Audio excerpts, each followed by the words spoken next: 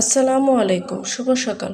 সরকারি মিডিয়াভুক্ত দৈনিক মুন্সিগঞ্জের খবর পত্রিকায় প্রকাশিত গুরুত্বপূর্ণ খবরগুলো এক নজরে।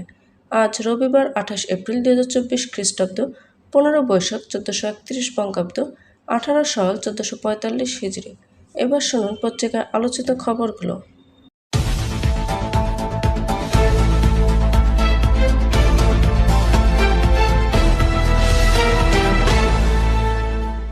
কর্মক্ষেত্রে স্বাস্থ্য ও সুরক্ষা বিধি নিশ্চিতে সম্মিলিতভাবে কাজ করতে হবে রাষ্ট্রপতি। সরকার আইনের শাসন প্রতিষ্ঠায় বদ্ধপরিকর শেখ হাসিনা।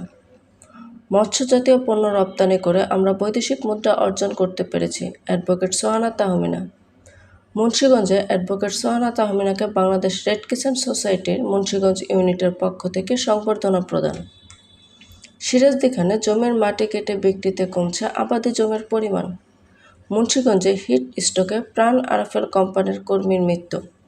মুন্সিগঞ্জে HIV/AIDS সংক্রান্ত সচেতনতা বিষয়ক কর্মশালা অনুষ্ঠিত। আজ টঙ্গীবাড়িতে আড়িয়ল ইউনিয়ন পরিষদে উপনির্বাচনের ভোট গ্রহণ। মুন্সিগঞ্জে বাড়তি দামে বিক্রি হচ্ছে রিচার্জেবল লাইট ফ্যান। তাপমাত্রা নিয়ে আরও বড় দুঃসংবাদ। আনন্দবাজার থেকে লাখানোর পর্যন্ত কাঁচামাটির রাস্তার বেহাল দশা। অ্যাডভোকেট সোহানা তাহমিনার সাথে ঝিকুট ফাউন্ডেশনের সৌজন্য সাক্ষাৎ ও মতবিনিময়। শ্রীনগরে 2 সাংবাদিকের বিরুদ্ধে ষড়যন্ত্রমূলক মিথ্যা মামলার প্রতিবাদে মানববন্ধন। মুন্সিগঞ্জে অটোরিকশার ধাক্কায় মায়ের কোল থেকে ছিটকে শিশুর মৃত্যু। মুন্সিগঞ্জে ঝাটকা ও পাঙ্গাসের পোনাসহ আটক 2। গরমের তীব্রতায় চড়া দামে বিক্রি হচ্ছে তরমুজ।